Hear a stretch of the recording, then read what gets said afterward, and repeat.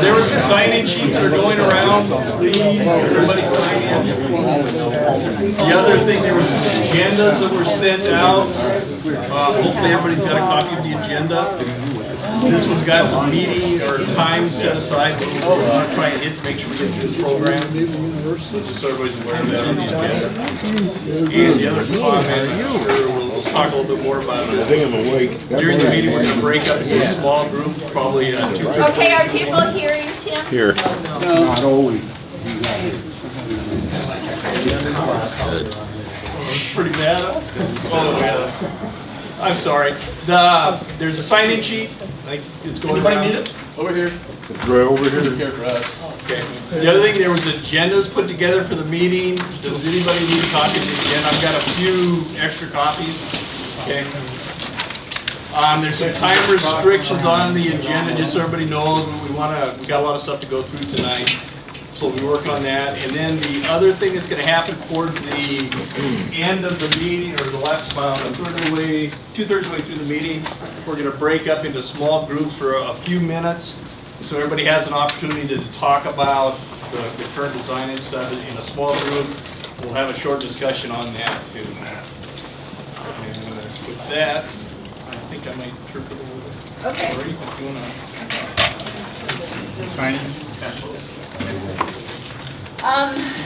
So, hi again, I'm Linda, and I'll be kind of helping with the process today, and a little bit more. So I just wanted to call your attention to the norms that you decided on last time for interacting in this group. So if you have any questions, that'd be a good thing to take a look at. Yes, Lauren. So with have a strong structure to his talking, and that includes side conversations? Yes, and I will be more actively working with that today. So like Mike, I'll mention to him that he shouldn't have side conversations. And I may not know all your names yet, but I will.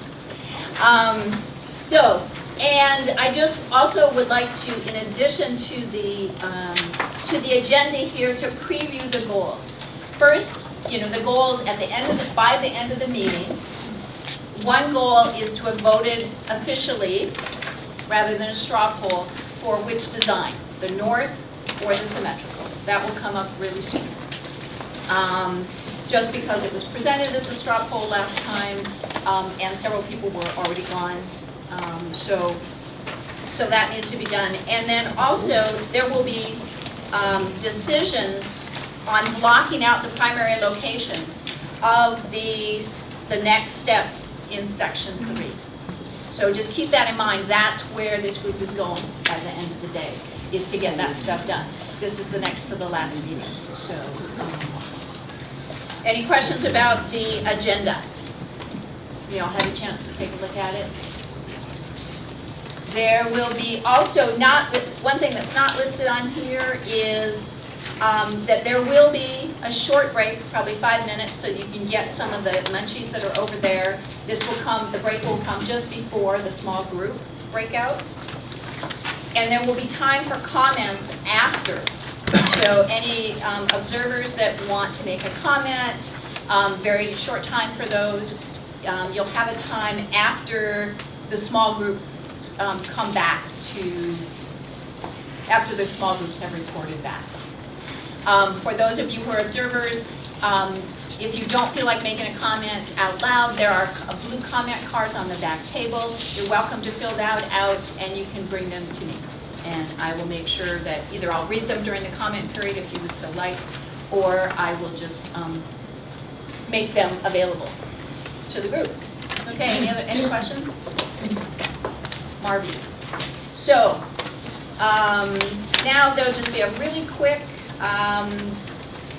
review of the designs, the two possibilities, right? Or do you want me to do that? Tom is going to probably recap. Okay. Okay, and then we'll vote. We have some great stuff to get to tonight, and so we're going to try to get through this first part relatively quickly. It's a recap for hopefully all of you. So just to give it a start. So we looked at a number of different configurations for how we would add on to this building. And so these are just some of them. The two that came out of this, if you recall, are a solution that added just on the north side of the building, at least the major addition, and then what we're calling the symmetrical version, which added to both sides of this historic facade. This is the first floor of the north wing. It puts the commons here, kitchen right off of that, deliveries from the north side, admin right out in front. This would be the main visitor entry. Kind of a secondary, the old main entrance becomes the secondary entrance for auditorium events. Second floor, we kind of had classroom wing, both sides of the corridor. We use the existing old portions of the building.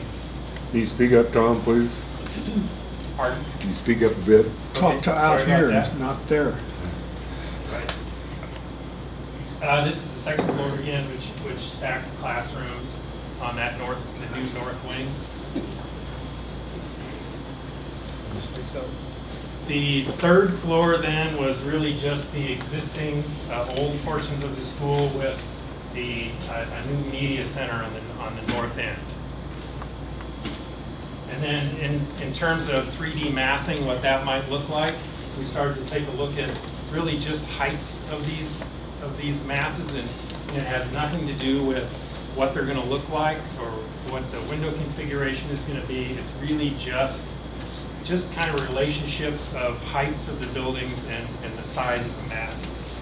So again, the north major addition kind of creates this L-shaped courtyard in front. Just another view that's a little bit more down toward the building. So this then is what we're calling the symmetrical version, which takes, and instead of only adding to the north side of the older portion of the building, we do that, but in a little bit smaller kind of a way. And then on the south side, we add to what was the 1935 addition and kind of create these two symmetrical wings that highlight the oldest portion of the building, which is really the facade that's the most historic piece of the building.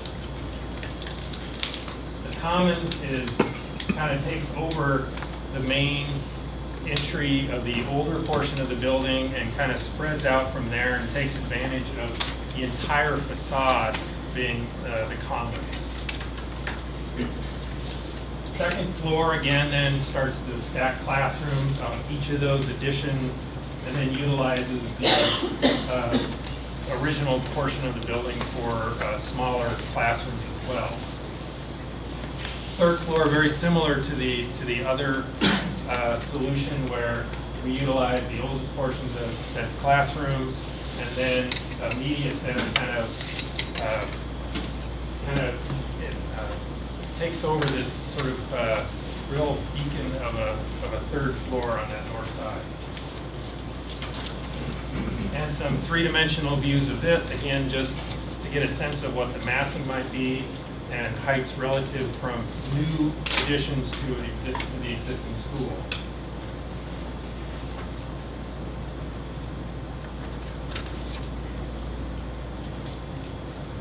And so that's essentially a quick review of what we talked about last time. I don't know if there's any questions that anybody has. I had emailed something. I'm wondering with the L shape, would it be possible to put a kind of a greenhouse effect that could also be part of the energy, the heating of the building? Would that be possible? If it isn't, then just let me know. Well, anything's possible. I don't know if a greenhouse is really going to add to the effectiveness of heating or cooling a building. I'm thinking that the greenhouse is really more of a semi-instructional space that supports the science program, something like that. I know there's nothing in the ed specs that talk about that, so we haven't necessarily specifically put something like that in. If something like that were to be added, it could, it's not precluded by either scheme. Well, it would be easier because it needs to be faced out and have, when the suns get real low, it would have to hit it. It's not logical to put it in the middle. And there's not enough room to put it on the outside of one of them facing south. Michelle has some comments about that. We actually have a greenhouse that's not used right now, and it's not part of any curriculum that we would have. So if there was ever a need for a greenhouse or a desire for a greenhouse, it would be an add-on thing that would be not something that's part of our middle school program right now. Okay, I was thinking more of, you could use that for heat, what do they call it? Solar? Passive solar? Passive solar heat. But you can put in the rock wall and the cement wall, instead of just, I don't know if it would be. We have no cost for it. Okay, so yeah, just keep the questions very much focused on, we're looking to take a vote after this. Jim? I'm trying to get a sense of, I like this aesthetically, the symmetrical, but I'm trying to get a sense of space, of acreage, square feet. It looks to me that the wing has more space and things to do, open area. And then I'm also wondering what's in the, I know you showed the classrooms, but it's hard for me to visualize. Could something be put in the back? What is in the back of off Capitol Street here on the south side? I'm also trying to think of we have a lack of playground or whatever, track space. Could anything be put on the top of that, in the back, one of those wings? Here, Yeah. on top of it, what do you mean? Whatever that, that's a, is that the addendum building? Did you dot out the? No, this is, I'm not sure in this particular scheme whether it's the music area and CTE are on this side, or whether it's fitness. Kitchen CT and fitness on the south side. Kitchen, CTE, and fitness are right in that. And we have some different plan versions that move those things around, so it's not necessarily decided what. Well, I'm looking for area, and with this, you know, there's an enclosed, I guess it'll be nice, there'll be benches in there and people can walk around. But I'm thinking of parking, I'm thinking of access, I'm thinking of place where kids can hang out and be. And I don't know how far that north wing goes out. I don't know if I take that south wing right there and put it in front of the north. That's essentially what it is. It's taking this piece here and putting it there. The two schemes have essentially the same gross area. Okay, and then the second thing is, I guess I understand it better, is what about the future? I know we can't predict it, but for growth or add-ons, if it's gonna occur. We have open space on the, let's see, the parking lot's on the north side, isn't it? This parking lot.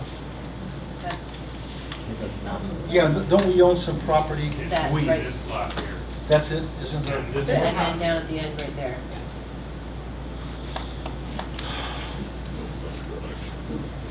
Eventually, something's gonna happen there. So the logical expansion is to extend these out with more classrooms. When you add on space to a school, the first thing you want to add on is classrooms, because the core facilities, the cafeteria, the library, some of the shared spaces can handle a little bit more growth of classrooms. The classrooms is typically what you start to become short of first. And so the way these are set up, we could extend 2 or 4 classrooms on the ends of each of these wings. I think if you take, and this isn't sort of trying to show any bias or anything, but if you take that and put it here, then you could still add, but it starts to make that quite long, and you're going to run out of room sooner on that scheme. Mike, did you still have anything to load? I like Dorothy's comment about looking at passive solar, of looking, you can look at adding awnings or something to the windows so the sun doesn't hit during the hottest days. And I was on the 3rd floor and it was super hot Yeah. most of the time in the summer. Yeah, in either scheme, you know, we have this sort of east-west orientation of the classrooms, which is really the best way to orient classrooms. When you get the most natural, direct sunlight on the south side, obviously, but that's also the potential for the most glare. So we want to make sure that maybe we do have some kind of sun control on those south sides that, you know, lets the natural light in, but not necessarily the direct sun and glare. And that's the real problem on the south side. But it's controllable. It's a lot more controllable than it is facing west, for example. And have we looked at, I wasn't here for the first meeting, I think, but is there a possibility of a geothermal heating, of digging into the ground 3 feet or so to provide that heating ability? I don't know that there's any geothermal potential here in this area, but You can just dig it into the ground about 3 feet. Some kind of a heat pump, I think they call it. yeah, that's sure. I mean, that's part of the mechanical system if that's the road we decide to go down. And then, he mentioned for expansion, if we were to build those 2 little arms that are sticking out, instead of 2 stories, going ahead and building it 3 stories, so you don't have that waste of space coming out. Could we have those 3 stories to begin with, and then if we had to add on, in the future, it would be a 3-story addition? That's possible, yeah. You know, there's a few complications in terms of building 3 stories versus 2, but I mean, we already have 3 stories. So it's more a matter of how do these stack up, and are they big enough? For example, we wanted to have the science areas, the science classrooms all pretty much together. And so this length of wing allows that to happen. If we shorten those, then we're probably stacking them so that not all the science rooms, for example, are on the same floor in the same wing. I don't know if that's a problem, but it's potential. Okay, and I just want to, we're already kind of over our time for this part of it. There will be time during the small groups to explore some of these other ideas, but, so this is really focused on this one or the north one? Is that? Well, it is, and I apologize if this has already been asked and answered. Is one more efficient energy, heat, cooling wise than another of the designs we're looking at? No. No. Any other questions of clarification for Tom? Maybe just a quick reminder to folks that the new high school, the first year it was open, the energy costs were reduced by $158,000. So I have every confidence that whatever NAC puts together for us is going to result in a significant energy savings. So I'm hoping that this committee can trust NAC to do the right thing. Mike, you have an uninsulated building right now with single glazed windows. Exactly. There's nothing you can do but go the right way. Okay, are we ready to, sorry. Well, I was just, Pat. no, never mind, I was gonna make a smart aleck comment Okay. about my cool metal frame windows, but, all right. Okay, I was So- going to make a non-smart aleck comment that it would, relevant comparison is not really now versus the future, but the future different ways it could play out. So you really want, yeah, you don't really want, sure there's going to be a reduction, but is there going to be as much reduction as there could be?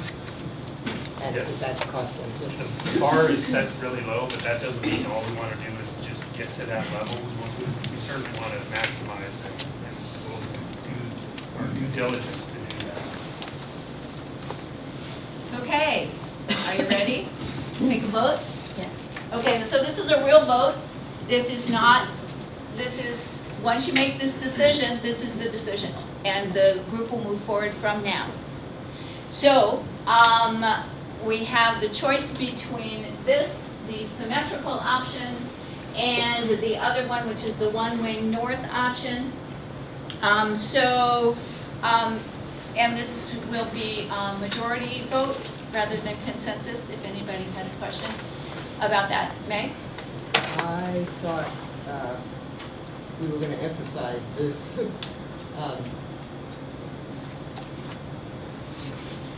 I don't think this drawing represents very well what our concept is. Our concept is symmetry and showcasing the old facade, and I'm in favor of that. I hope this drawing doesn't bear any resemblance to what it's really going to look like, and I hope people are okay with if it does look like this. But it's not going to look like this. I would. I hope There will be I windows, know it's not right? gonna be There will be windows, I would right? hope so. It won't be orange. And a door No, but I mean somewhere. specifically, I don't like the way the 35 edition hangs over the one wing and the other wing, you don't know what's gonna be up there. And So are you talking about this part right Yeah, here? And what's this on part the right other here? side, yeah. So, I hope by the end of the design process, we'll have a better representation We'll of the have one. symmetry and the showcase. We'll have one tonight. Okay, so this vote is about the footprint.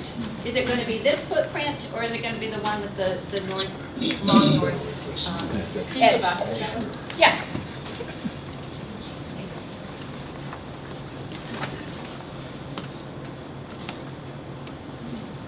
That one? So, well, we have the picture. Who's in favor of having it that design? The one that's on there? Ole? Actually, Okay, Jim and Ole and Dorothy?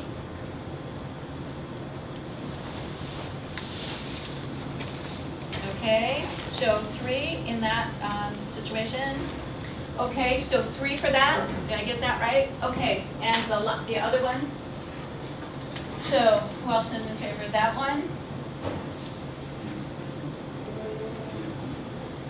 Just want to make sure everybody's voting. Okay, and Jen's back there. Okay, everybody on the committee, that's cute, but that's good. Okay, so, okay, we got you. Anybody else? I think nobody abstained, is that correct? Okay, so this will be the footprint that the committee will, this is the footprint that this new middle school will look like. So, yay, you guys. Yay! So, so there's a decision. Good. Next is, so the next part will be, the next about 35 minutes will be presentation by Tom and or Keith. Probably Keith. Will be probably Keith. And so this will be a presentation. If you have questions or comments that you would like to bring out for the committee, please hold them, write them down because it's important to capture them. And there will be a time after each of the 3 subheadings for clarifying questions only. There will be time for discussion during small group, but mainly this is to get information from these guys. Okay? All right, so one of the things that we have shown only very, very, very diagrammatically in the previous options was what we would do with the site. And last time we were in Ellensburg, we met with a representative of the city, got some clarification on some options. And so this diagram that's behind us shows a little less diagrammatically what we might be looking at as far as some of the big picture pieces of the site development. So I'll walk through those real quick. You can see on the far east end would be a primary parking lot. We envision that to be, sorry? that's west end. What did I say? East. Sorry. Thank you. The other direction from what I said. So this lot over here on this end, and we envision that to be used for primarily staff parking and also visitor parking. There are 2 additional pieces of property that the school district owns that could also be developed for parking. We looked at the Ellensburg zoning regulations as far as parking requirements. For middle school or junior high, as it says in the zoning, the required count is 56 stalls. We would exceed that with the parking that we show here. However, for assembly spaces within the building, we have the auditorium and we have the gymnasium. If the gymnasium had a seating capacity for 800 people, the required parking for the city zoning regulations would be 200 spaces.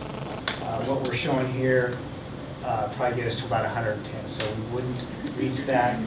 That's a discussion that we're going to have to have. We're going to have with the city and sort of have a little negotiation to see where that heads. On this side, it will be very difficult to achieve that 200 parking count with off-site parking. Anyway, so that's a starting point for parking. Other pieces we wanted to talk about. This street north of the site, in the discussion with the city, discussion was to make this a one-way street and narrow it up substantially from what it is now. Obviously east, Sorry? one way east. One-way east, when we traveling from west to east. The way we're suggesting this is that the development would hug the north side, and therefore it leaves more of a buffer between the street development and the school. So there would be the one-way traveling west to east, and then a pull-off for bus parking. That pull-off for bus parking allows for 4 for special needs students and 8 buses for regular students. And we've got some information from the district that sort of supports those bus counts, and the bus pull-offs that we show here accommodate that. Another piece that we're showing here is through this parking lot. In this area right here would be a parent drop-off and pickup point. We've maximized it as best we can. It's that full length of the lot. There might be some other potential for maybe pull off on the street and drop off.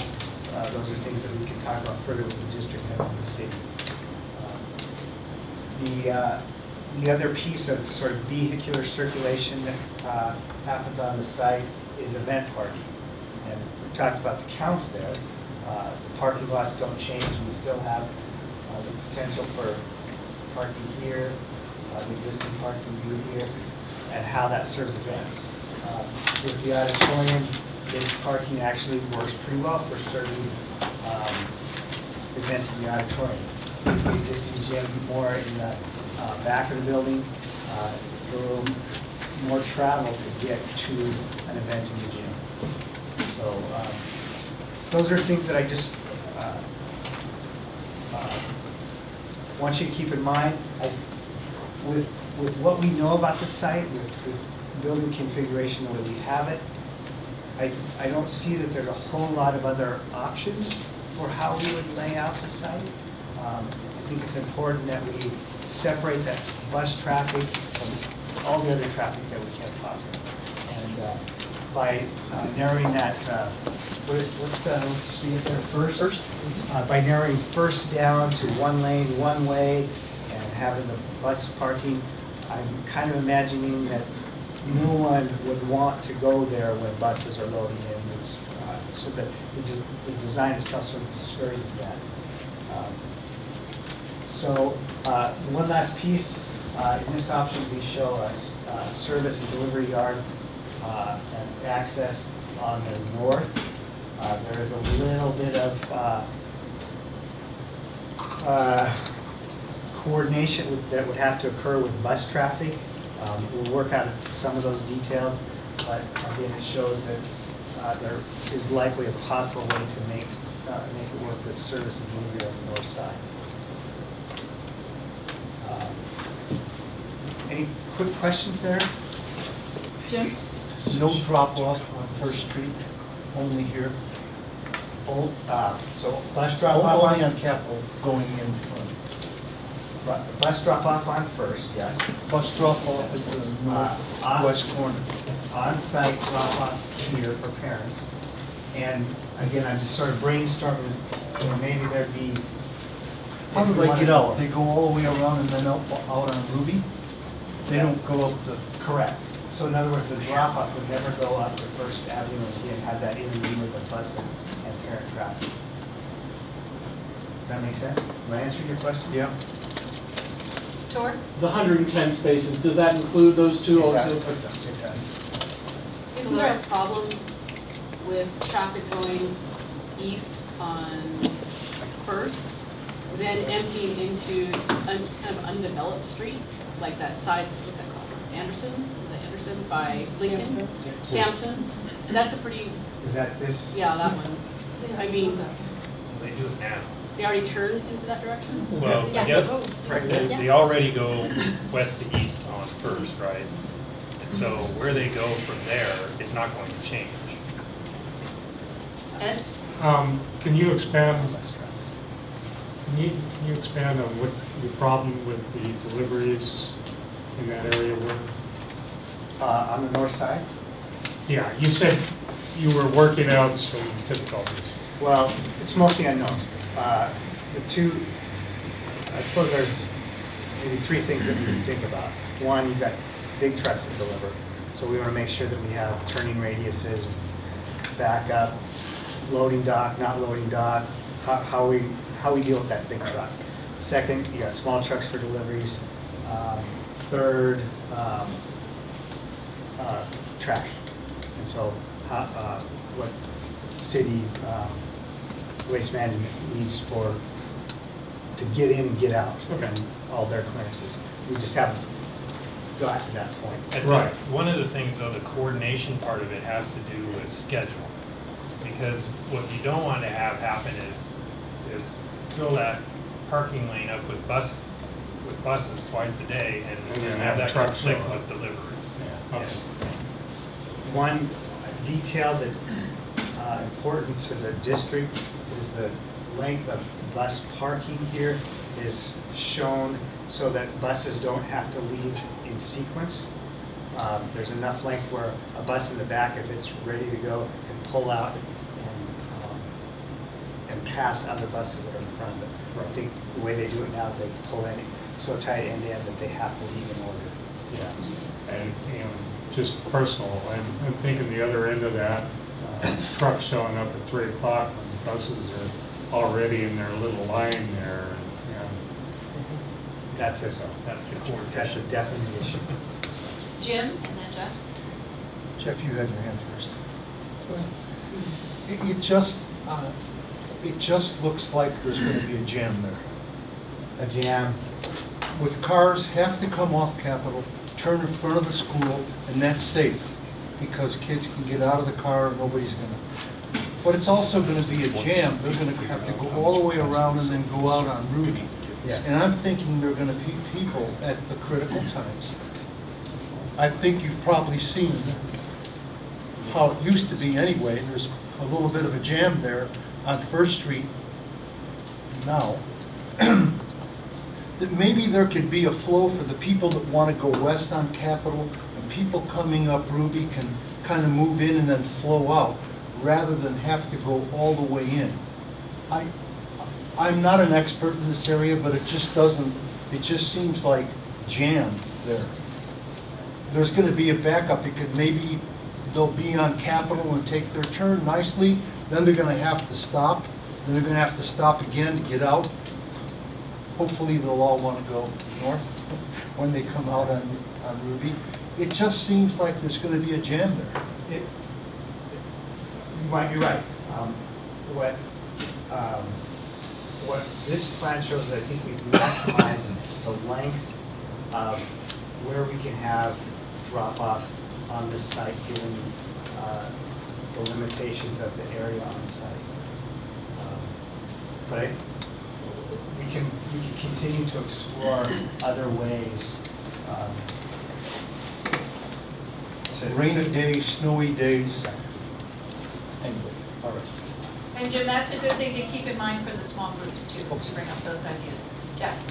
Is there a specific reason on the far east side here, the two entrances, one says 2 fields and the other says events entry. Is there any specific reason those are configured that way? Because it seems to me the events entrance is as far from the parking as possible, And even if you just moved it up there. When we look at the building options, we flipped this thing back and forth about 4 different times, and it'll be confusing probably. But I labeled the south side as events entry when the new multi-purpose room is on that side. And that's the one that could be in the middle, it could be the full-size gym. Reality is, depending on how the school wants to operate, either side could be used as an entry for it, but that's something we need to work on as well. So you have 2 options, they're not very different. Here, magically, the service yard goes to the south. We think there's a way for big trucks to sort of pull in here and then back up and then go into a loading area. We'll again have to resolve the issues with smaller trucks and garbage trucks. We think it can work. Some things to think about. We talked about the coordination of traffic. Deliveries are on the north side.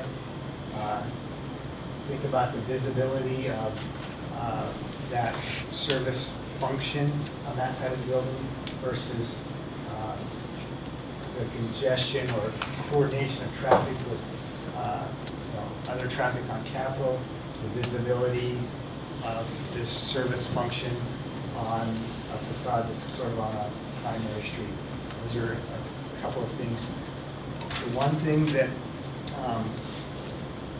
hopefully will become very clear as we move along through the meeting tonight is that these site issues are completely interrelated with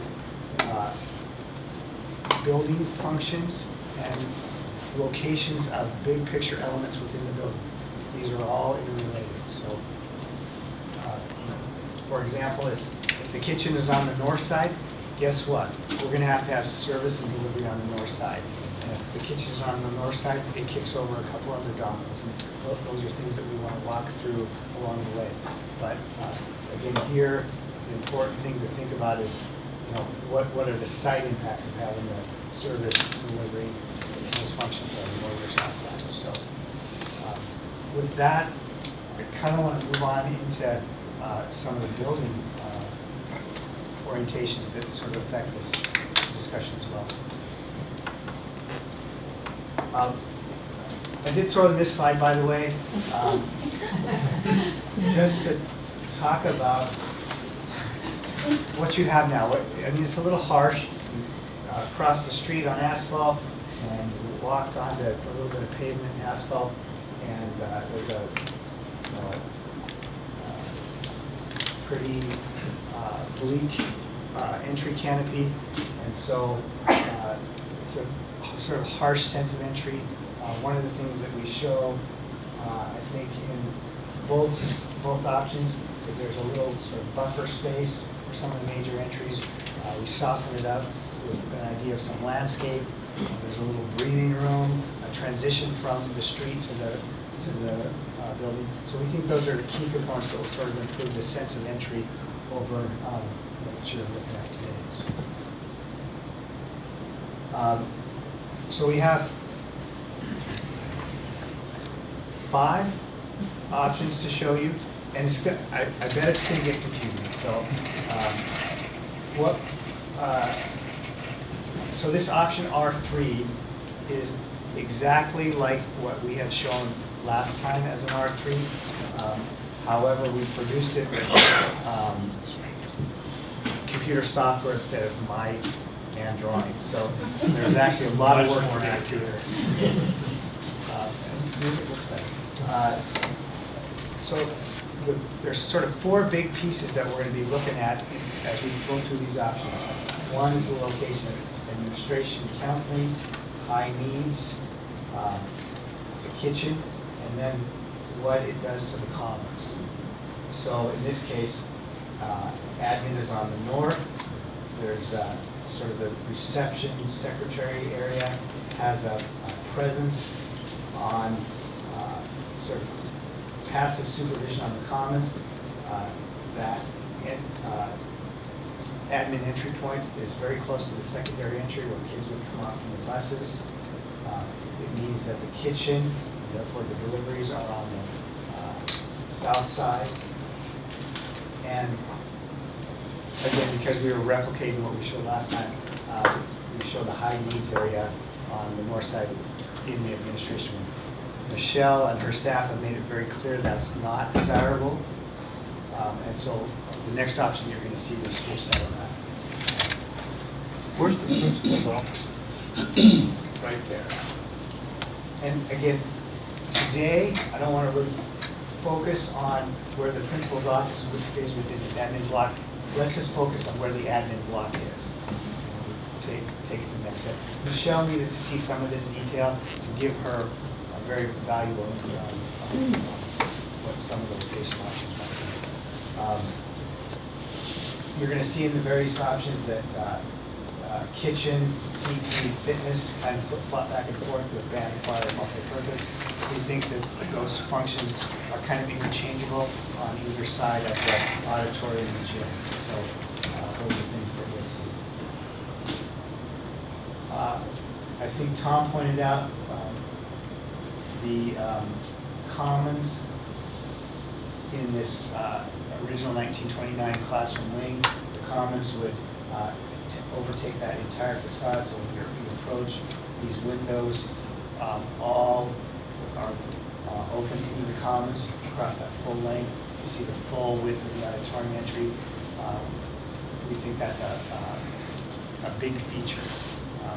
We had shown previously administration functions sort of leaking down into the center of the commons, and it sort of didn't accomplish those nice features with that existing facade in the auditorium.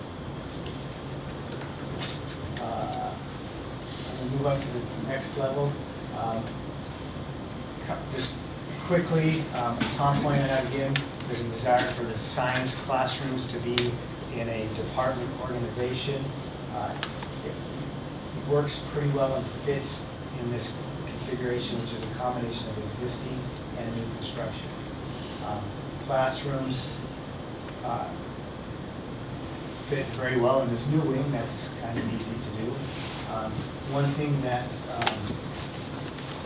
is a very subtle thing, but this wing is slightly wider than the south wing, and therefore we can fit a good proportion of classroom up in that space. The resource rooms, which Michelle and I think her staff want to have in sort of a centralized location, are in a centralized location, and they're integrated with other classrooms, so they're not sort of separated. They are a smaller room, and therefore we've located those in the more narrow bays of the existing 1929 edition. What's the size difference between, do you know what the size difference would be? Is it 800 to 900? Is it 890 is the class? 890 is the general classroom and 800 is the resource room. If you look real close, you'll see that these two are a little bit bigger than these two. That's something we'll continue to work on. General Okay, location. you're gonna hold your questions now until he's finished with this section, or do you have? I just wanted to know if the ceilings that we talked about last time were raised up in the commons. I don't see it. You mentioned that last time. What we'll do, from a technical standpoint, we'll make every effort to keep those ceilings as high as possible. One option that we talked about last time was the possibility that could happen in some of these schemes. I'll show you that we might lower the commons in this corner up where it's new construction. It only works in some of those, some options that we showed to you. I guess though, one point is that in this scheme, and probably the other ones as well, but there's really no two-story volume that we've created other than a small area where the main entry is. So while we try to keep the ceilings as high as possible, these schemes don't include a two-story volume, if that makes sense. So they'll be low. Is that what you're saying? They're 14-foot ceilings or something, they're tall. Yeah, we have to That's what line I'm up saying. the floors with the existing floors, so, you know, whatever maximum ceiling height we can get, given those parameters. Well, that's what 14 is fine, but I thought it was, you were talking lower last time. That was the We're gonna issue. work real hard to get it as. Yeah, I don't know that I have a number for you. Yeah, I don't know that 14's are the right number either, but it's not gonna be 8. We'll get it up there, so. So in terms of the multipurpose room and the music rooms, they're going to just be regular classroom height? No. Okay. So, in these wings here, those are all new construction. They are a single story, so we don't have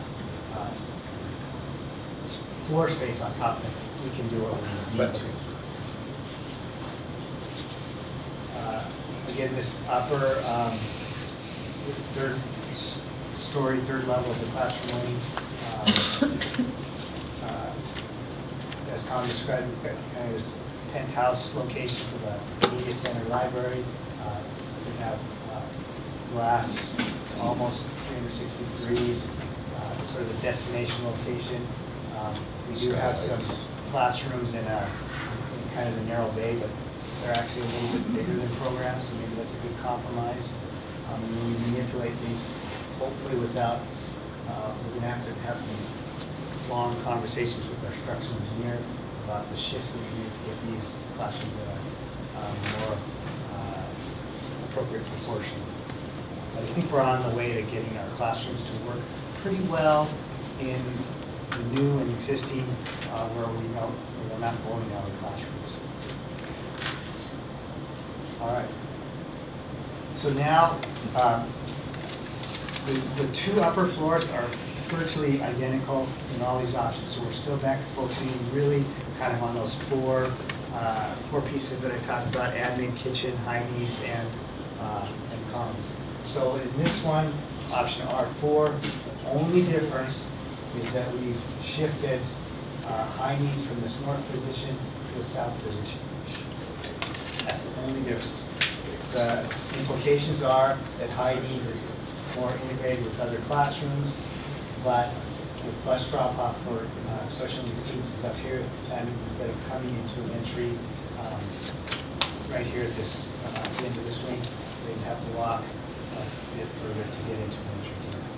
I'm sorry, you weren't pointing at anything. Okay, where would the high needs enter? We're thinking that they would be able to enter in this floor. And I think Michelle said that would be. But I also, yeah, I spoke with Joan, who's our teacher, and it's also very reasonable that the kids could come in the secondary entry and walk through. But she felt very strongly that the trade-off of a little extra walking to have a classroom that's not isolated was a really important factor. And it is to all of us. And we'll show some other options that, Yeah. I mean, we got one. Again, kitchen's on the south side, commons is this same configuration. So now we're on to option R5. So here, admin moves to the south, high needs stays up to the north. So we have the integration of high needs with the classrooms and a close entry, but administration is south, and so therefore the sort of passive supervision in the commons is different. It means that there's probably a pretty good view through a good part of the commons, but this part of the commons doesn't necessarily have to be from administration.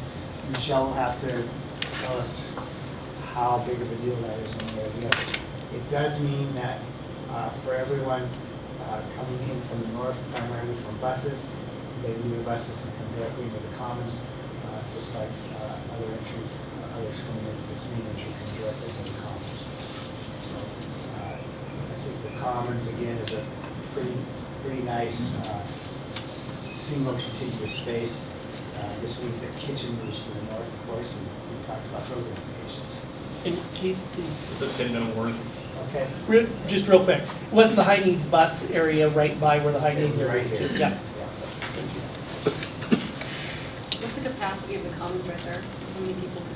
We show these tables get us right in the neighborhood of like 400, between 400 and 420. You might note, I think that tables in this particular layout versus some, they're a little more elbow. Moving on. So R6, let's see, what did we do? Okay, so here, the classroom rooms are the same. Admin south, high needs north, but we moved the kitchen down to the south again. So deliveries come from the south, kitchen is here, the commons is sort of a little less contiguous, I would say. Maybe it feels like there's a little more separation between the two spaces. Secondary entry with a very sort of short corridor before students get into the commons. Again, clear view of the commons in two directions here. So again, those are some of the major differences. Where's the clear view? Well, so if this is a secretary reception area has windows that surround it, there'd be a clear view into the commons, which is in front of the kitchen, and a clear view all the way down here. Versus the previous scheme, you'd never be able to see from that area around the corner. But I mean, frankly, Michelle, I don't know if once you get so far away, it makes that much difference. Oh, But again, I'm trying to point out some of the differences because sometimes it's like finding a needle in the haystack. So I'll move on to the last one here. We move admin and kitchen both to the north. High needs comes back south. High needs could be on either side. Probably doesn't matter. We might want to choose to. There might be other reasons why high needs flips on one side or the other. Again, commons has almost like two spaces instead of one contiguous. We have the same sort of flip-flop with some spaces that flank the gym and the auditorium. So, that's enough options. I have a question. Sure. I see so many entries. Will there be a way to lock down most of those Yeah. doors So, after a certain time? that's a good question, and I think it's worth talking about. From a code standpoint, we have to have a certain number and a certain configuration for exiting for emergencies. So in all of these, we show real similar sort of exiting. There's exits at the end of each one of the corridors, and those are required by code. We can't really get around them. The way I believe Michelle envisions the school being entered is that before school, when students are coming off the buses, getting dropped off by parents, the secondary entry would be open, the main entry would be open. That's where students would come in. Michelle, I can't remember, did you say you would want kids coming in? No. Okay, so all the other exits would be locked, or they would be exit only. Students would come in here and here. Once school starts, in all cases, these two doors would also be locked, and this visitor entry would be the only point of entry into the school. A visitor would be forced to pass through the reception area in order to get into the school. So there's a very controlled, secure entry for visitors into school. If someone comes in through a door, they're coming through the reception. I'm just not understanding, around the band room, what is the skinny rectangle to the left of the band room? So with the band and choir, there are support spaces, practice rooms, storage, instrument storage, offices. That's a representation of those spaces. We show it like that because we're trying to get acoustical buffers around those two rooms, both from sound escape and from sound. So those were not evidenced in all of the pictures? They were, I mentioned. Were they? Yeah. Okay.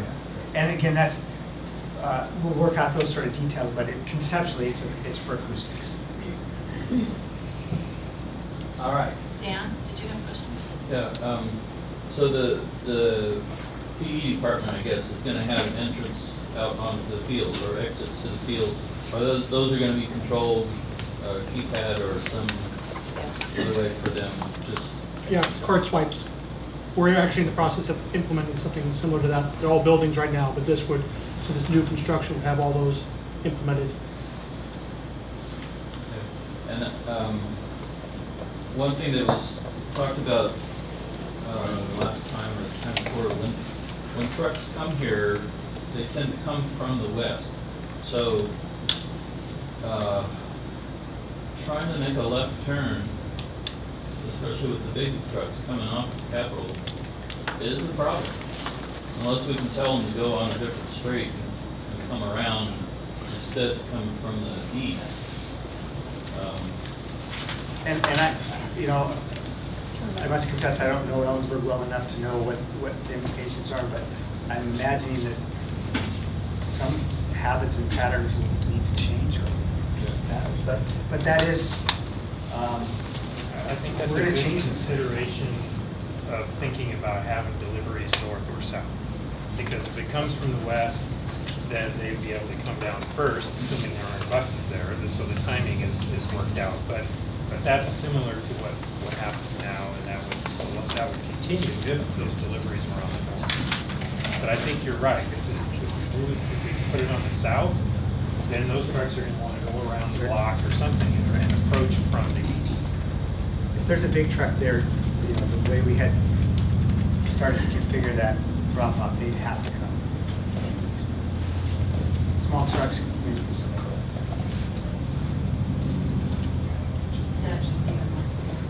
well, I think that's good for now. Okay. Are there any other quick questions? Yes. I just had one, and it was from site review, the first one, and it was point number 8, the playfield and hard court changes. Yeah. What would those changes be? So right now, we don't know. Going back to those site diagrams.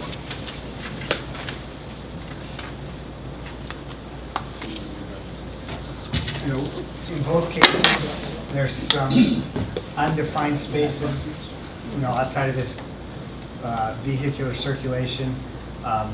We don't know how those would be programmed. And so we don't know it. That's the next step that we would take.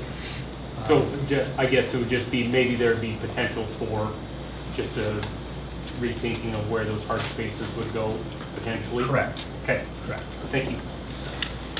Okay, just to interrupt a little bit, I think we're going to take a 5-minute break, and then we're going to go into break up into small groups and have a little small group discussion. I've got tablets here I'll pass around. What I'd like to do is have everybody count off 1 to 5, and then we'll break up into smaller groups, 1 in one corner, 5 in another corner. You go ahead and start. 1. Yep. 3. 4. 1. 2. 3. 4. 5. 1, 2, 3, 4. 5. 1, 2. 1. 2. Okay, great. Okay, so when you come back, 1's over there, 2's about there, 3's, 4's, and 5's.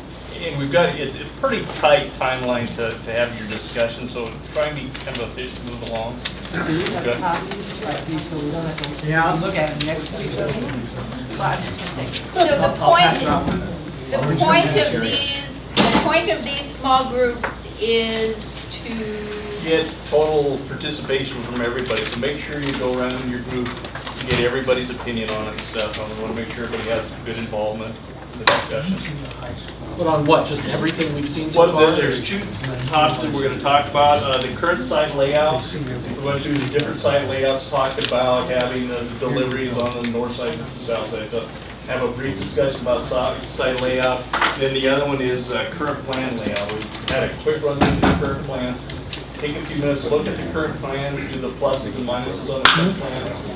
And then what we'd like to do is quickly go through and get kind of an overview. What I'm doing is I'm giving So if anybody is not clear when you get in your groups what you're supposed to be doing, just raise a hand and Keith or Tim will come around and help.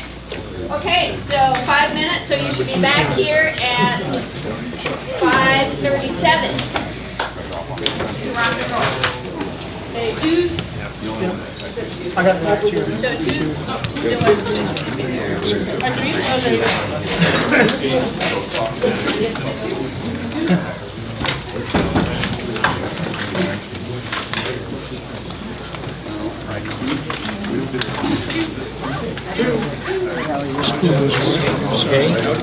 Sorry.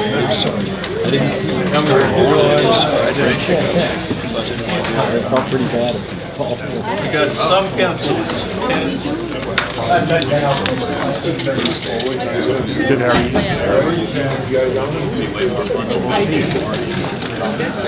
No, I know. That wasn't like handwriting.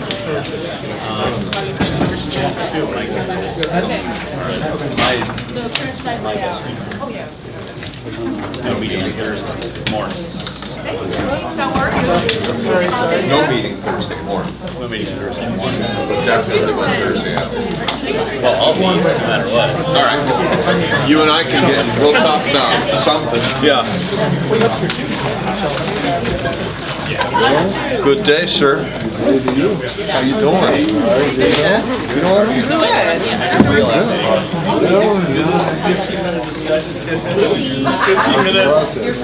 Have the group talk. That's it. Painstaking. It reminds me a lot of when I had my teeth filled. Yeah, pretty much. He was so polite. How are you? It's a great weekend. Yeah. Good. Oh, no problem. I snuck in a little bit late, so I was lurking behind you, Jordan. Don't be afraid. You guys three? Yes, okay. Oh, all right. How about yourself? Computer I'm gonna be a tech. four. Well, how are you? Good, how you doing? All right. Where do you live? Almost to Badger Pocket and a Kane or Vanderbilt Country Estates.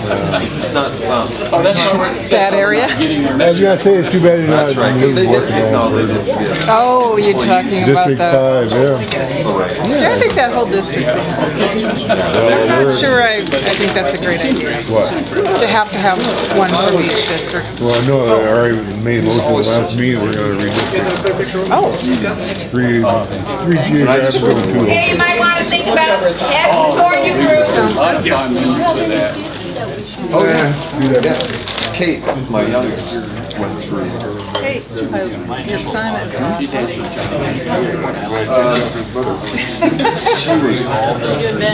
She was little. She's just turned 21. Yeah, I mean, he was older, dancing with Rainey and that. Yeah. I mean, and she was in the Nutcracker. She was still doing the mice and that kind of stuff.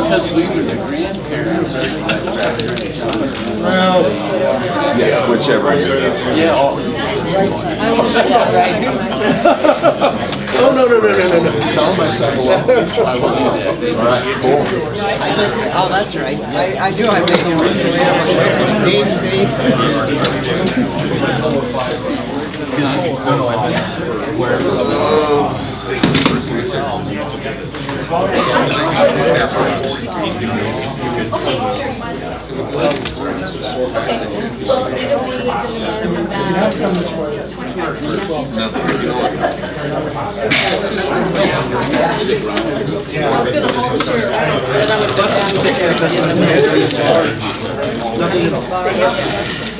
And if we're gonna do this potential drop-off. What if they're delivering with Oh, okay. It's not a problem. The buses aren't here that long. Any delivery patterns right now usually just for the buses. So to get started, we got 1, Okay, so Mark, yeah. 2, 3, 4, and 5 are here. We'd like to hear everybody talk for 15 minutes. First in group. Okay, get into your groups, breaks over, party down.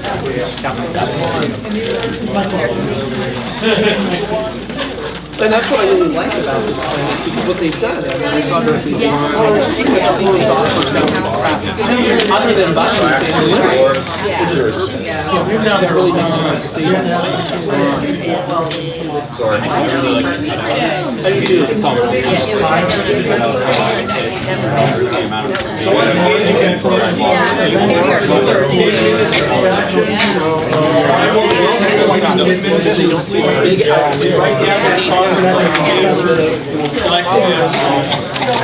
That's why the whole front section is parking start off with. They can also come from this direction. Yes. Hi there. Good, how are you? It looks like we Jumped out that way. Yes, we have an arrow like that. So if that's Maybe. Yeah, he's graduating. Yeah, to be honest with you, my guess is we will have zeros in Yeah. because they have tons of rules about even like That must be it. has wanted an entrance off of Capra South since the day they opened. This is the spot opportunity to allow them to use right. Exactly. And so and I think that's the city will take over. We already have four-way stop there. That's already a pretty good. We really don't need parking. We have enough.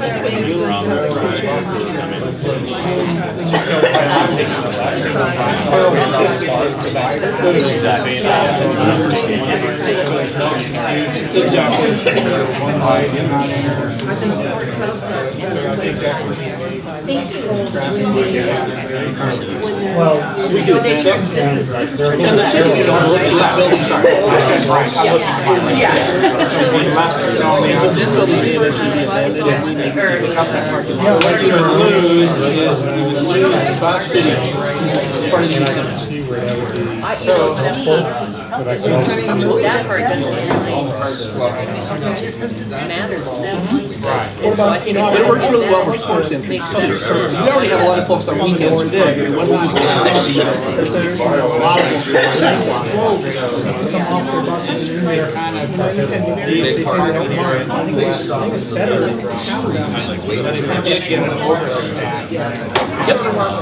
I know the district is already looking at this. Well, this is where the buses are. And we have some folks living in there, they're all jammed up. And so. Okay, so can I have your I think those are outbuildings for, now. I'm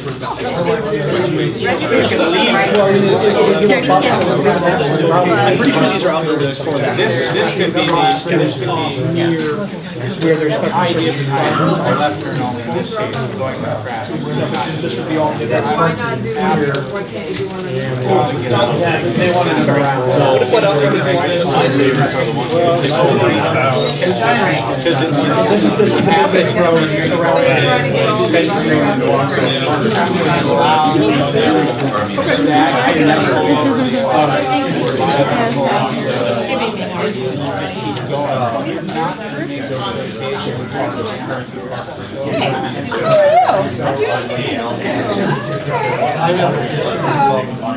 So there'll be 5 after one bus. Here, well, you Are we getting the next step is to GDR?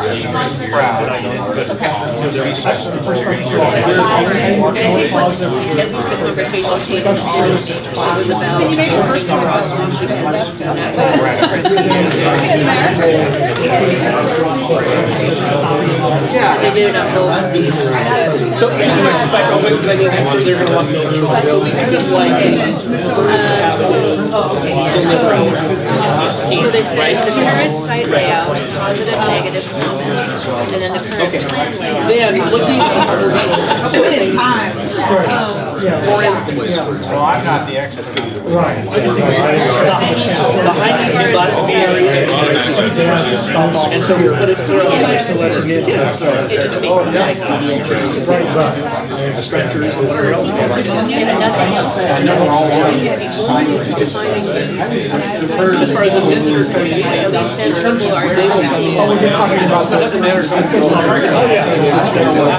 If you had the special services in the south, The other thing I like about it is stop here. here's the problem with that, we have that in the original plan, and our high needs teacher really requested that she not be isolated. So when it's over here, the opposite end, then her kids are kind of off in a corner.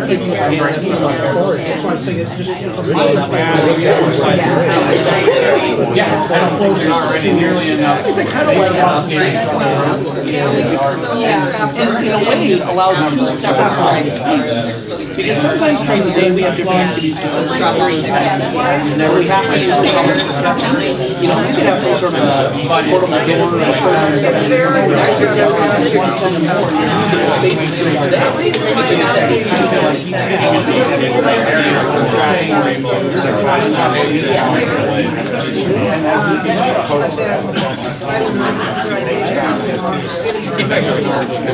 Just looking at right now.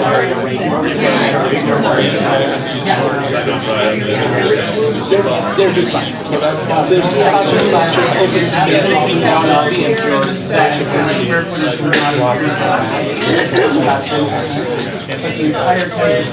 theoretically, like,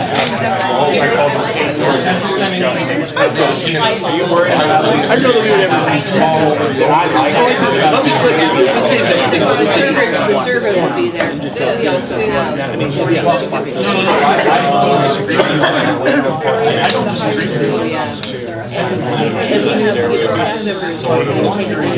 I would imagine. Yeah, right on. So I'm not even. This would be.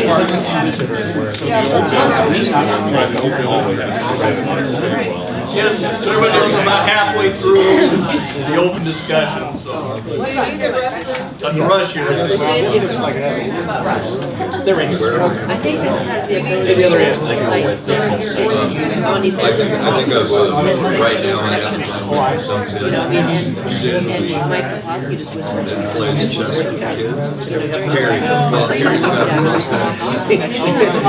We have 3 stalls for boys. Make it nice to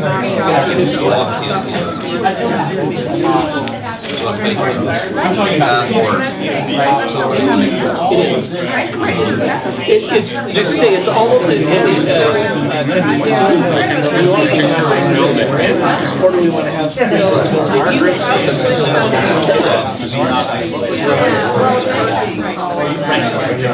Right. maybe here it'll be more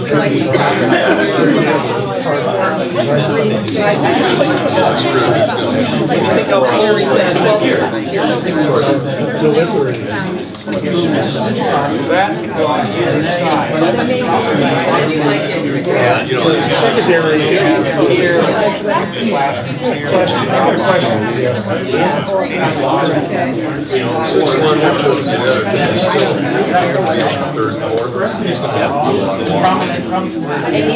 Neither does so they're trying to really just want it not With classrooms.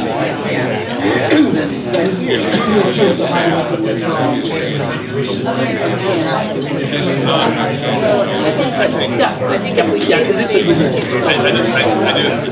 do like the deliveries on the south side, especially. Well, right, but I'm not. Well, I thought you were, oh, I thought you were.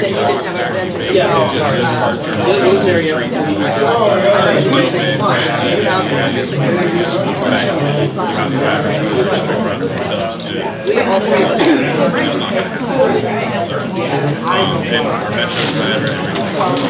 And if we move the plant in and inside the kitchen deliveries, that would help expedite the process. Steam everything throughout. The problem during these kitchens.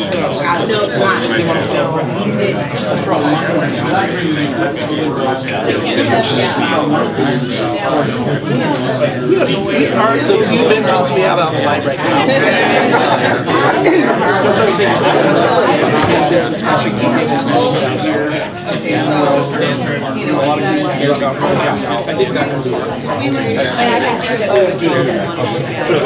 Exactly. We have to cut them down in 10 years when they get too big. These are bushes. Because it doesn't make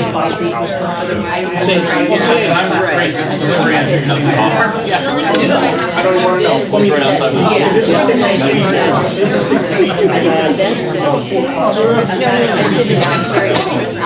Should be everybody's browsing. I think when you start chopping it up. Dorothy, a what place? Really is, yes. Because you figure the bus. Yeah, I don't think we'll do that only because we live right here. And they have a playground right next to us. Especially considering. Yeah. So you get back on we like our Okay, north entry we like, so I got that. And then higher needs, I put, if higher needs, I put south, I would like a must cut out.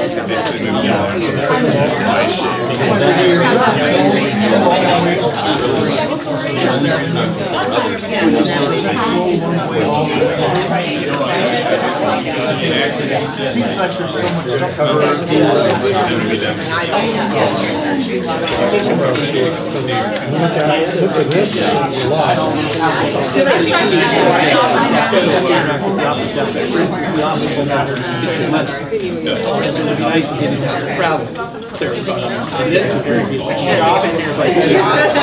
Computers, art, technology. Jeff, what does CT stand for? Career. It's actually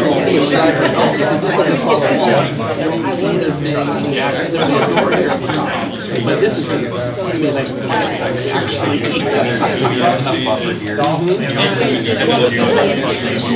right, and there'll be a fire door.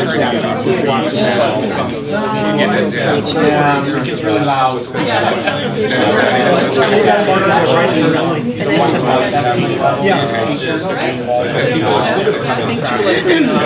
That makes sense. It used to be the ticket sale area.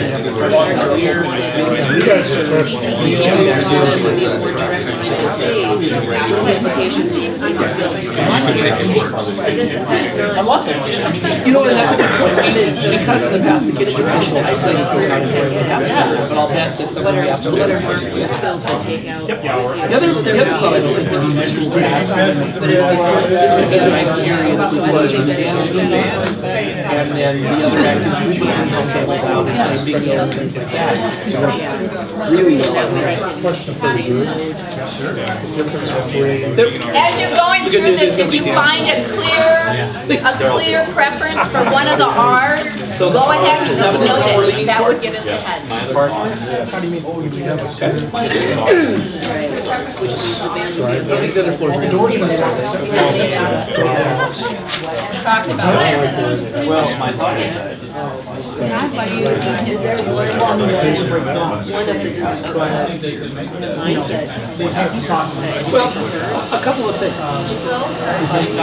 Actually, we could do parallel parking. Or this space is going to be big enough for so we're not at the right place. No, that's right. So I mean, Yeah, so 5 and 7.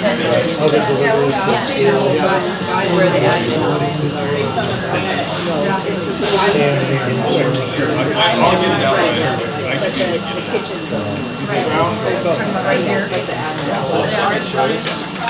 Let's go back and let's talk a little bit about our setting. What were some of the things we really like? So we like the art. We like yeah, right. For a couple of reasons. First, what we're doing is just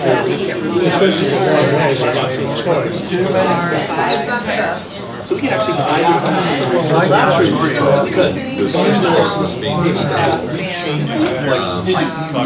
Like a day.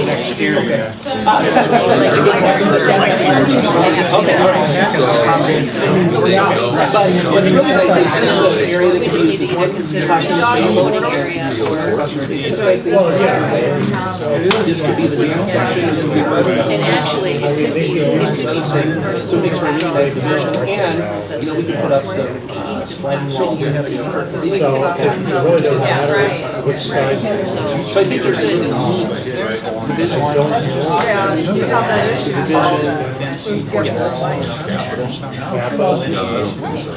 So how? Okay, so supervision.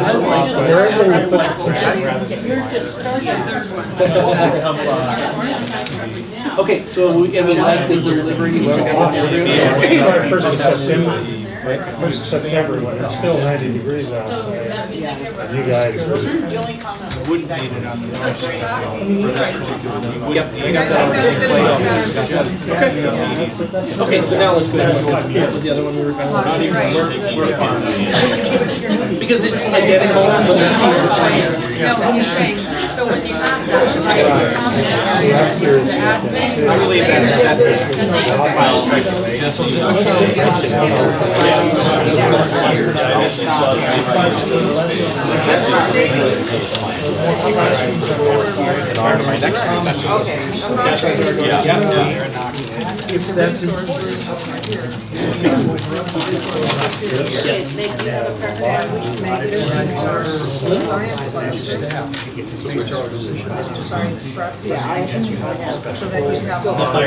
What's your concern that you're?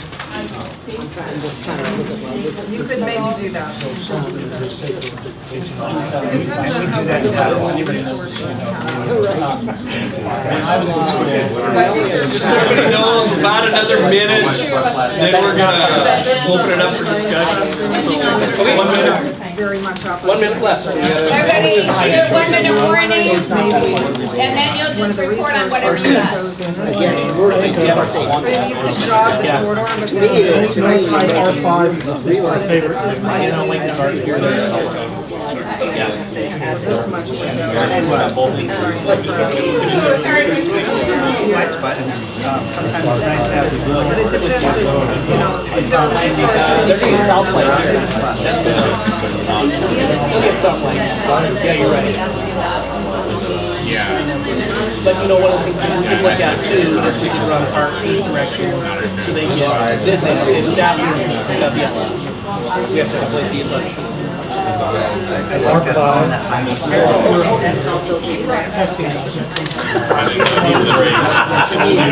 I sit with 7 hours a day, I'm not doing 7.5.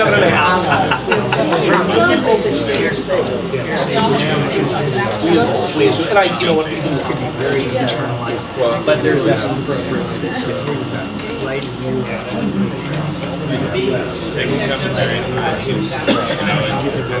it's nice, but I think this one here, we'll go in.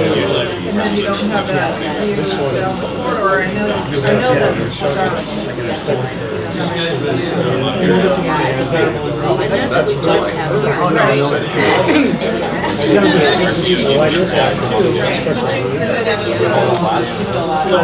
But you could have resource rooms. Is there a reason not to? You guys so you can have windows. Okay, everybody, sorry. I'm gonna, I got this. We've got about 10 minutes. I misrepresented. We're only gonna give each group 2 minutes. You can hit your high points and please give me your notes. I will publish the notes. We'll probably have another discussion at the next meeting.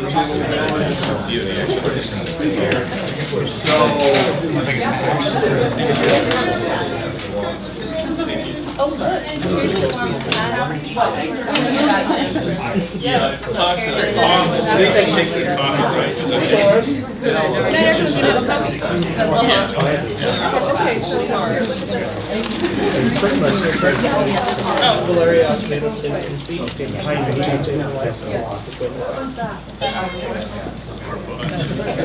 Well, it would be good for the rest of us. Okay. Oh, right. It's a more disjointed comment.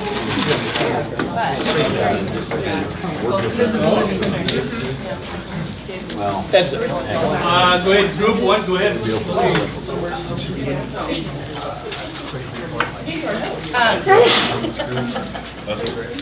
So we didn't get all the way through all of them. We just started making pros and cons of each one as we saw. For R3, a pro is having high needs near the bus drop-off where they would be. And from the food services director, deliveries on the south side serves the needs of food services better as well as student safety. And then cons, having high needs separated from other classrooms, administrative visibility concerns, and then just a general concern about allocation of space being a done deal. For R4, we had a lot of the same pros. One of the cons could be the potential for high needs to be disruptive to gen ed classrooms, with one student in particular that's currently being experienced. Around the corner commons visibility was a concern. On R5, pros, high needs is near buses and not isolated. And then north side deliveries, a con would be north side deliveries are less ideal for a lot of reasons, again, from the food services. Did you guys have a preference on the R1? We didn't make it that far. We did like 6 Like, probably. we did like 6, I think. The Oh, most. right. Right, because we liked the location of We're in R6. R6 was probably our closest. We didn't really come to consensus, but Group two, if you guys got a second. Give us Fine job, number one, you didn't get that far. But we like R5 because it has the north, is it the special needs classrooms are in the north end? And then the open space in the south end, is that right, Joanne? That you mentioned for the sun? Yeah, well, the open space for possible athletic courts, hard surface courts, by not having the service drive on that side. We also liked that the commons was larger on the north side so that you could potentially drop the floor in that area and have a taller ceiling area over there. Let's see. Yeah, that one we kind of all felt was the best scenario because of traffic and high needs accessibility from the buses. Okay, and then the negatives, we talked about just having natural light to all the classrooms, especially the art room. So we were talking about maybe that staff room, the art room becomes longer into where that staff room is, and the staff room maybe goes between the art room and the band area so that the art room has more light. There's an option that, that you could tweak this plan. And then classroom 14, I think, on the second floor.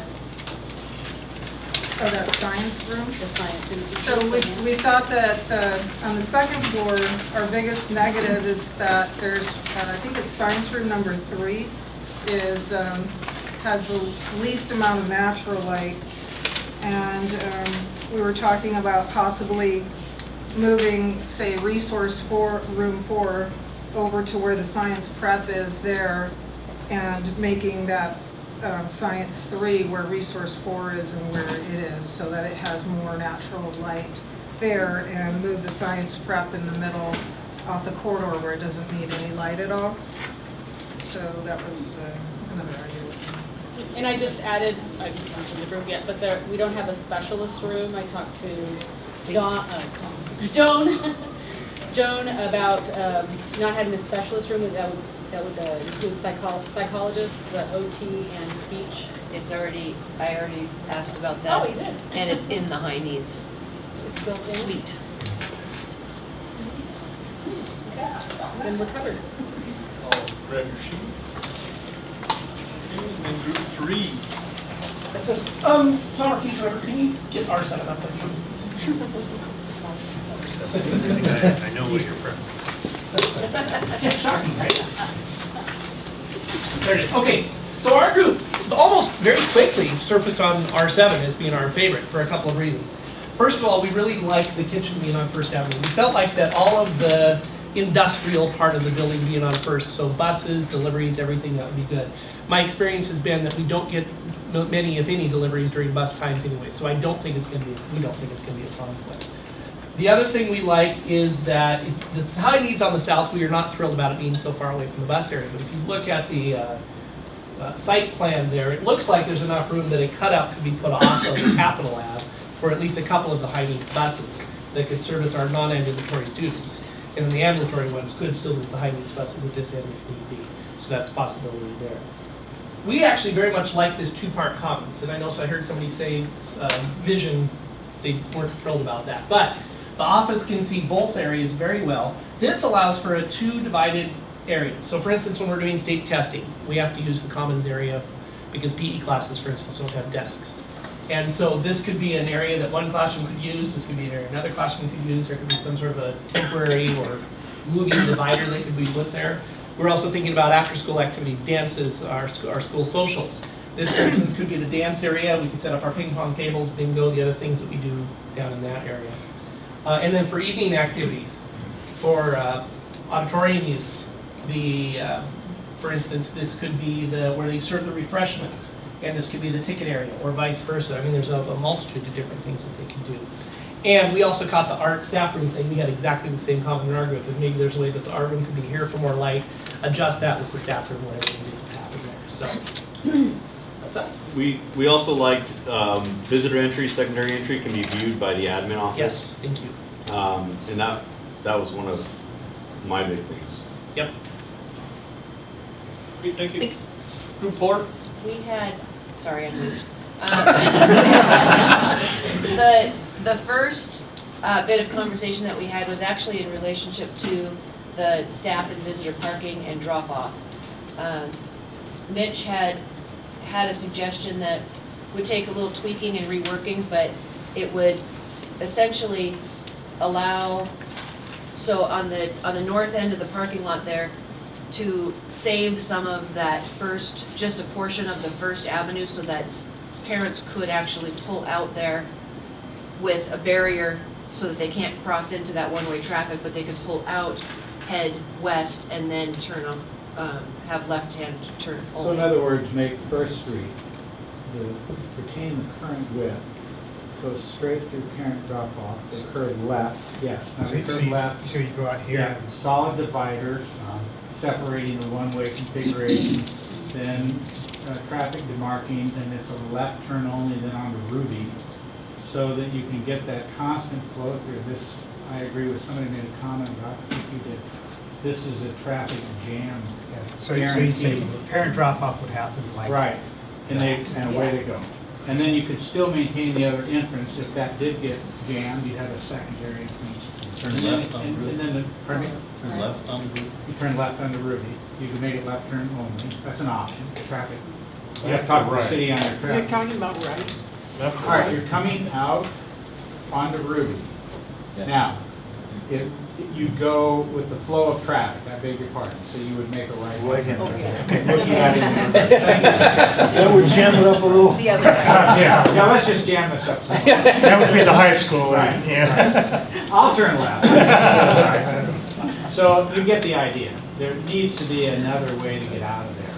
And it needs to flow through so people aren't forced to manipulate the parking area. You know, I wonder if you can even have 2 lanes, so you could have a left turn and a right turn. Well, I thought about it. And then you have more queuing space for. I even went off the map in my mind with the roundabout configuration.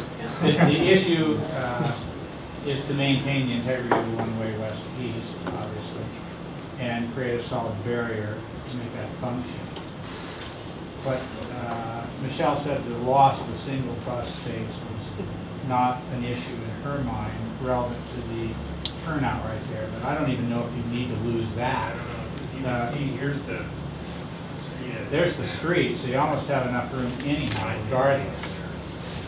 Yeah, but I think that would go a huge distance to solving the traffic flow there. And keep the entrance, the other parking lot entrance, just leave it. leave another entrance there.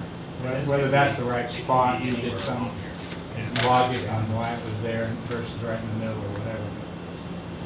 So that was a big part of our conversation. We also, as a group, agreed, we like the idea of the kitchen and deliveries on the north side, if for no other reason, aesthetics. But we also felt like that service area, that drop-off on the south side, would also very quickly become a parent pullout and would become another traffic issue. And then that way, Parents would drop their kids off at the dumpster. yeah, totally would, yeah. And so then we have another little traffic area that we wouldn't have planned for. We actually, as a group, decided we liked R5 the best. Some of the reasons were that we felt like it's kind of 6 of one, half a dozen of the other, really, between R5 and R7. But we felt like since there is bus drop-off and the high needs could be right there, it just solves that issue. And because we do have supervision in the mornings, then I don't feel like we would have an unsupervised secondary entry. In fact, we probably would have better supervision than we would, well, always than we do now, but we would make better use of our supervision that we have in the morning, and so that would be covered. So this was the one we didn't get into the art room stuff, we didn't get that far, but what am I missing? You've got our notes. I think actually I'm going to turn it over to the fifth group now. Oh. Okay. You want to go or you want me to go? Well, we started talking about traffic first too, and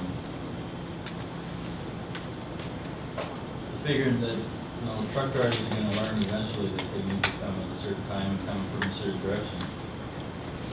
So from that perspective, it's just the situation to the north or south would be doable. The southern one looked a little more elevated. But and the traffic issue we came up with too. We didn't come up with a solution. I think that sounds talked about that, or we didn't have another solution for it, except it shows there a right turn. It shows right turn only, and the other side is just an entrance.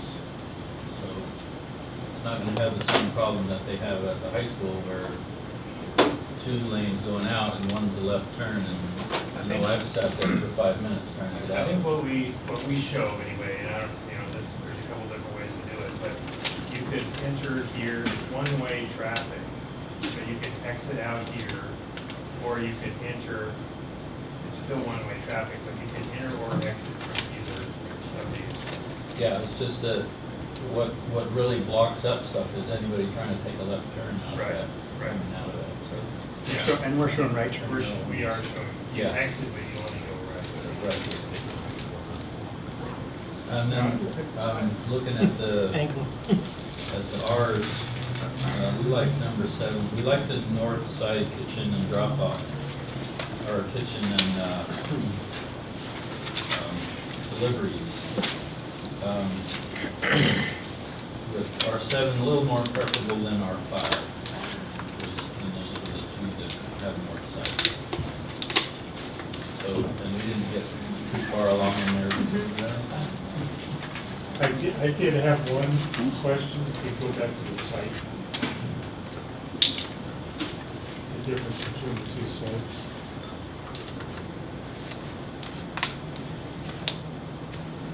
And this one here, you've got that nice little cutout, goes right on up to the door and everything.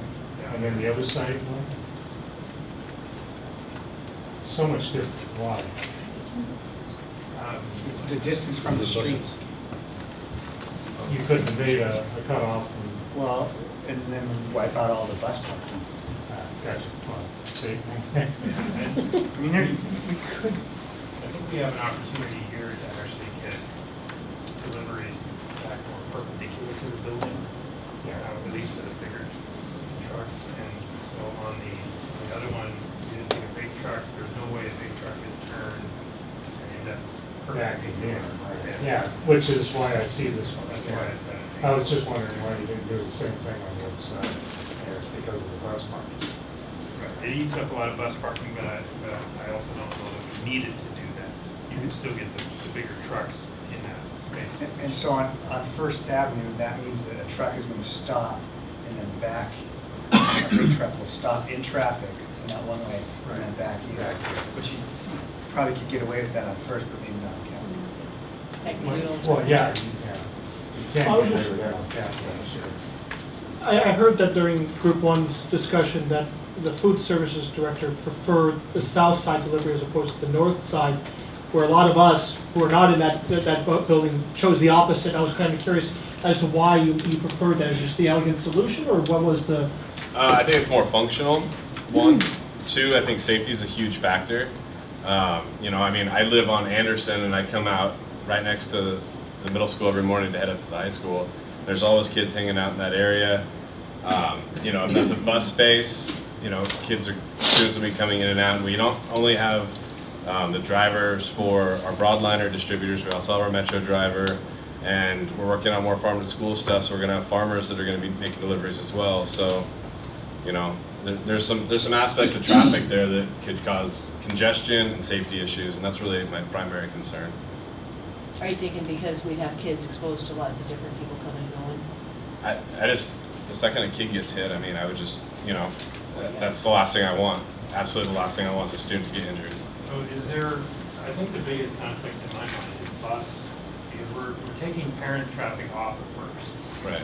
So it's only buses that are going to conflict with deliveries on First. Is that something that's going to happen a lot?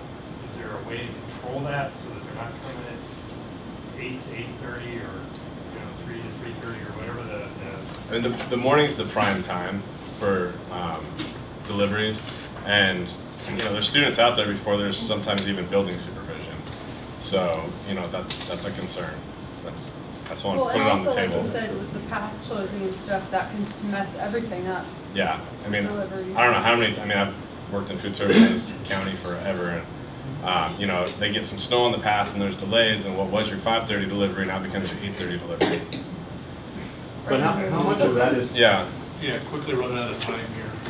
Apologize for My this. question is, how much of the traffic issue is because of that's the main entrance right now? Because on the north side of the building, the main entrance would be. Kids will likely be hanging Kids out will hang in somewhere that else. courtyard area. Show of hands, R5. I thought we had 3 groups with R5. There are 7. We were 7. I had R7. 2 groups R7. Then we had an R6 too, didn't we? Yeah. So 1 R6. R6. R5 and 2 R7. I could go for R7 or. Right, R7 and R5 are really. So can we convince the R6 group that it's an R7 or an R5? This is different. Yeah, student gets hit, that's my opinion.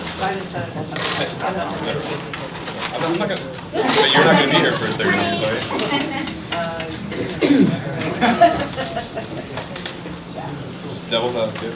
No, I appreciate it. Okay, so is that really an okay R? Yeah, R6? that's, yep. Okay. That's a So big there's thing. education that will have to go along with R5 or R7. I could live with you around. Well, And a lot. no matter what we do, we're gonna have to re-educate our community about. That little part. Okay, so it sounds like we've got either R5 or R7.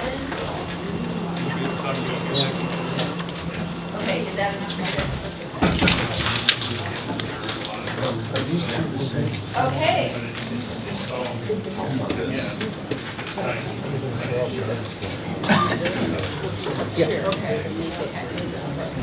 So, just to clarify, since people, okay, I want, I'm gonna put you outside. So just to clarify, the group has just decided that the plan will be generally either R5, R7-oid. Okay, are there any questions or concerns about this? Because I got emails after the last one, so I want to make sure that we've got everything.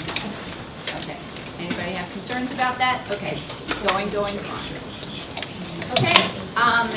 there anything else we do to come? Sure. Okay, so thank you, observers, for being so patient. Is there anyone who would like to share anything verbally? Yeah. Okay. Okay, I live a block up Sprague. Okay, if you could just introduce yourself, your John name. Delford. Okay.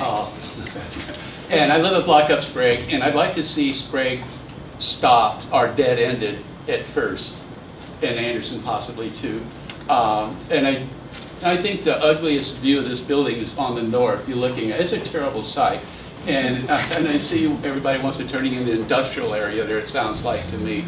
So that would be a concern too. I'm sure you're going to get aesthetics and do nice things with the school over there. But don't hesitate to think about blocking Sprague. That would be a good idea. We'll have a lot of discussion in the city. Yeah, I think the part of the city's problem big is phase in just getting into existing city lots. City doesn't want you to?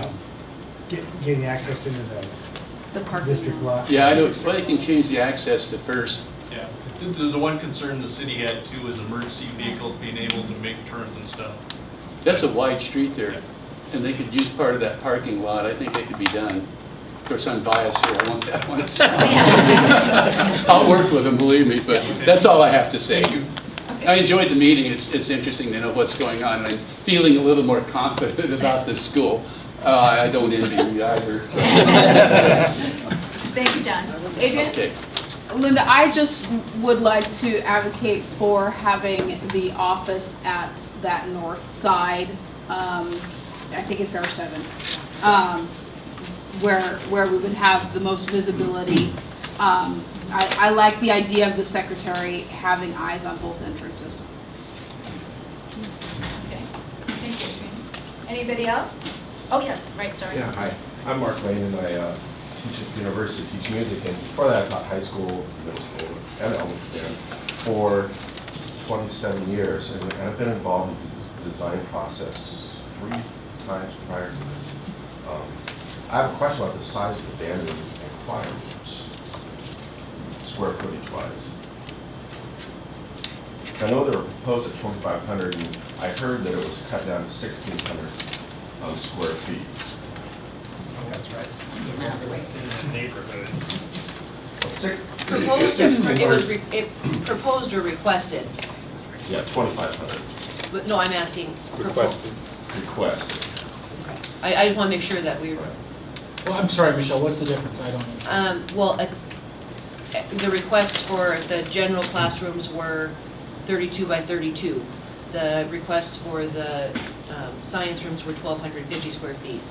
The request versus a proposal of what could be, the requests, I guess what I'm getting at is all of the requests were considerably larger than what could be allocated. Right. So, but like 50% larger? Were the biology rooms that much bigger? 1,250, is it that much bigger than what we ended up with? Yeah, because the science rooms went from, if they were proposed or requested at 1,250 and they're 11 feet, right.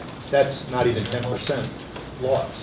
Well, if they were requested at 2,500 and they come in at 1,600, that's almost 50%. My biggest concern is someone who has hearing loss from teaching in facilities they're not big enough, is that the minimum that OSHA requires is a space large enough to diffuse the sound.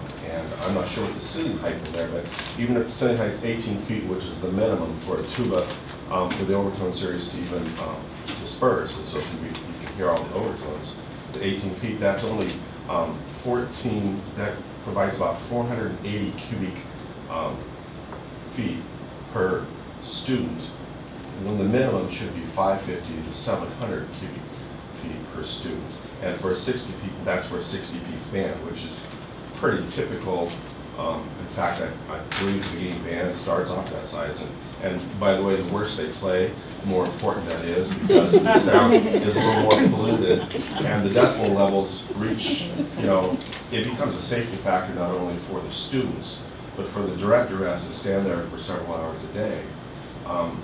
2,500 square feet is what the industry recommendations are.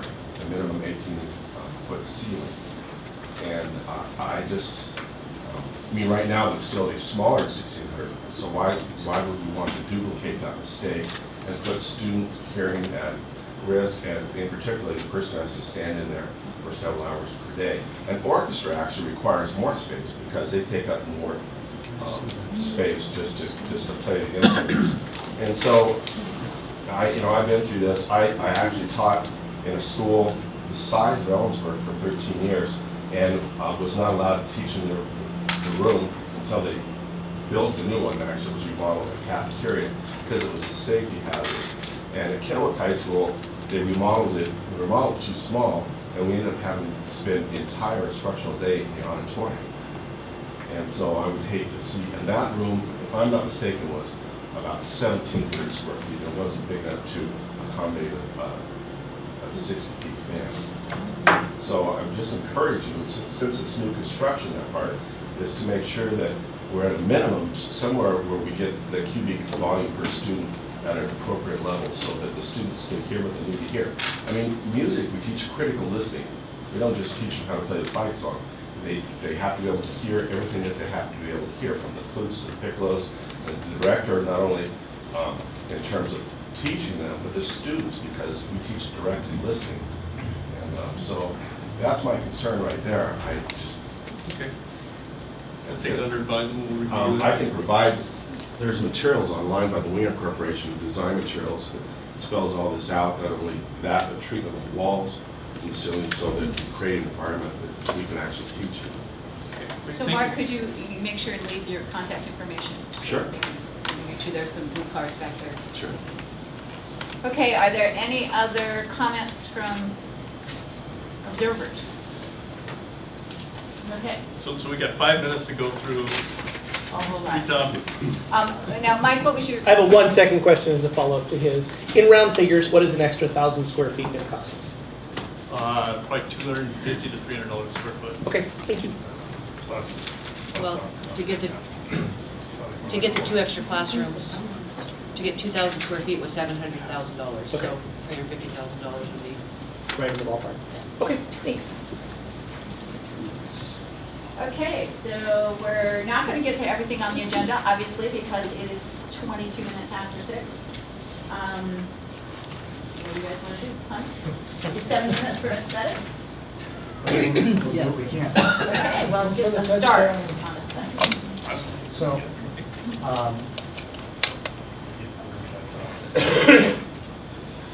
so from an aesthetic standpoint, I believe our goal is to really sort of feature and celebrate that on the exterior, that existing 1929 facade. Again, some quick reminders of what we're saving, what we're demolishing. Again, this is what that 1929 facade looks like today. If you could peel the buildings away and stand back and look at it, the 1935 edition here and the 1960 whatever edition that butts right into it. So that's what you have today. This is the way it started. So again, our goal is to sort of celebrate and really feature this piece of exterior architecture. So what should the new architecture look like? There were some questions and some emails. I don't know what the distribution was, but historians typically believe that in making an addition to a historic architecture, that you don't try to mimic that historic architecture. It's sort of it's not authentic to try to replicate what was created in that period. So our goal would be to have an architecture that is complementary to that original architecture, but doesn't try to mimic it. Wouldn't you try to match the extra section on the 3rd floor with that other part? That's a good question. So I think where we're heading with this next slide is a little risky. Disclaimer. You know, we presented massing models in the last meeting, and everyone asked, are we going to have an orange building without windows? you guys are in the middle of a process. Pretend like you all got up today and traveled to Spokane and wandered through our office and looked over our shoulders, and we're in the middle of sketching something. You're catching us in the middle of the process. So what we want to do today is have you look and see where we are in the middle of the process and talk about a few of the ideas. And so, again, we're not done. We're in the middle of a process. So we'll unveil it. Okay. So here's a view, basically eye level, looking straight at the facade. It looks pretty. What you can see is clearly stuck to the symmetrical option. Don't put it A couple of, no trees. No trees. Sorry. A couple of ideas I would like you to think about. You'll notice in the original facade we've got red brick with a cast stone accent. Here on the wing, this one's in shadow a little bit, so it's darker, but here the wing is kind of the opposite, where we've got a lighter masonry material as the field of the exterior material, and the brick is more of an accent. That's an idea that we're thinking about. Again, we believe that maybe it features that and sort of focuses on that facade a little bit better. Can I maybe just run through real quick? The other thing that you can see a little bit better here is there's an element that we're developing that suggests that there's a little bit of a sort of a separation between the existing and these wings that are added. And it's not truly all existing because this is new as well. And so, again, an idea is kind of a gasket or a reveal or a separation between those wings and the three-story application. To answer your question, or at least bring your question up, you can see that very little of that addition here is visible. And we sort of said, no, we're not going to replicate it completely, but the window proportion is the same, but it's a simplified, more modern, less detailed version. That's, again, something that we're thinking about and throwing out there for consideration. You have to be that strict to them. No. I mean, again, these are all You could replicate that questions. side, just in that one area. Okay. At least the white mono. All fair questions and comments. Let's see what this- So here is a view more directly of the wing. Again, it's a. This is a. I think it has a distinct, complementary but contrasting look to the very strong, sort of traditional educational architecture. We think this is sort of a modern version. We think it has almost a bit of a collegiate feel. And we think with this sort of real traditional educational architecture, this kind of, we've started down that path and we continue it, but in a sort of a modern expression. Sort of very large, simple openings, but still with simple detail, but still a human scale, like you see very strongly in the original. So again, those are kind of the sort of the big picture ideas that we're throwing around on our desktops back at the office. I guess we're kind of looking for any reactions. This is really good. This is really bad. That's what. Love it. Okay, Ed had a, yeah, that- actually before we, it's actually 6:30 now. So this aesthetic conversation will continue next time, right? And so know that if you need to leave, I believe there aren't any more decisions that need to be made. Okay, and that's really, yeah, okay. We weren't looking for a decision here. Okay, no decision here. We don't- Okay, but we so don't mind the feedback. if you need to leave at 6:30, I just want to let you know you can do that now. So Ed, sorry. That street view one that you have, Yeah, looking on the back side there. I mean, is there like bridges going out to another area, or what am I looking at? The stair towers. Right here? Yeah. Yeah, you can see there's the stair, there's the landing. You just have, it's a wall of windows to look down the